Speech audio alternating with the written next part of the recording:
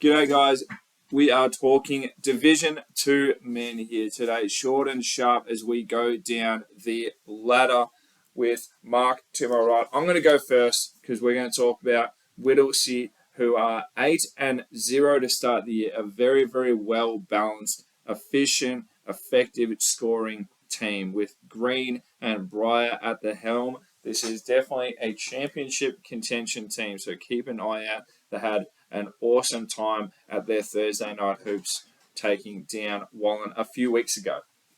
Yeah, we'll move on to number 2 on the ladder, and that's Altona, who's sitting nicely with a 7-1 record and a 5-game win streak. Their only loss this year has come at a heavy loss to Whittlesea earlier in the year.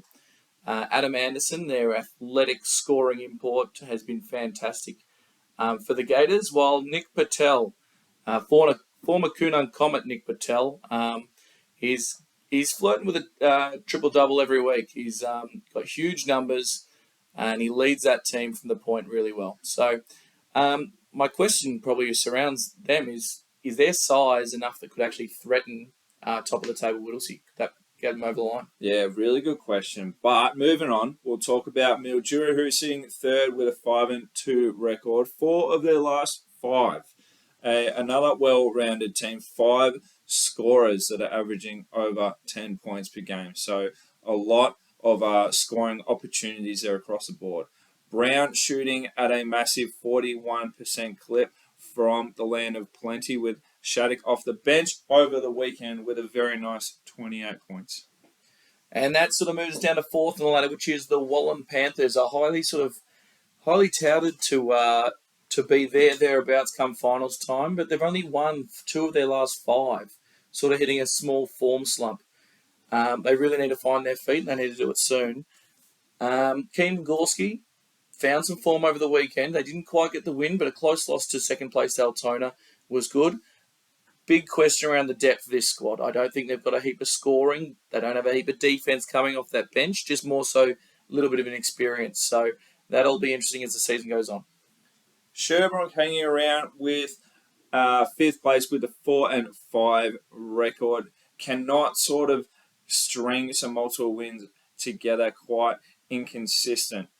We have Soderholm, the player of the month for April, yes, correct, with 21 points per game, shooting at a crazy 33% from deep, Mr. Slingshot.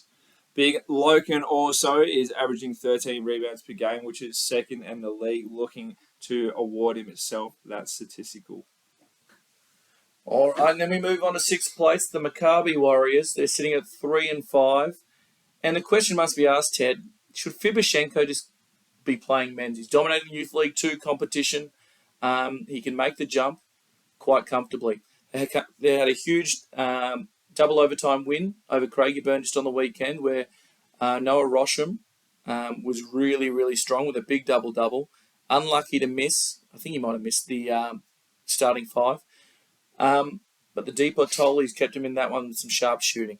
Moving to Surf Coast now, who are sitting 7th with the 3-5 record. Looking pretty good. 2 of their last 3, so they're moving in the right direction. They're stringing W's together, which is what we need to see from them. Cooper has been massive, averaging a double-double. Very, very big for him, with also Erard leading their points per game. So definitely 2 key guys that need to remain consistent to get these guys back in the mix. We've got 8th place Mornington with a 2-5 record. They've finally found their feet, winning 2 of their last 3 games after a 0-5 start to the year. They've had some huge offensive games as a team, led by Kieran McQueen and Brad Murfitt, who, notably have been stiff not to make that starting 5 over the last couple of weeks. But the good thing is that they're doing things that are leading towards their team winning games, and that'll be keeping the Breaker folk happy down there. Melton now sitting at 9th with just the 2-6 record, having lost their last 4.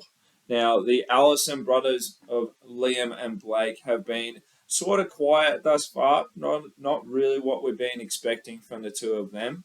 I'm trying to get his name right. Is it Skanderis? Sounds good. Been quite consistent throughout the year. Now, look, we need more support. We are calling all Autobots. We need some help from Melton. They need to get some more bodies, some more value added to that group.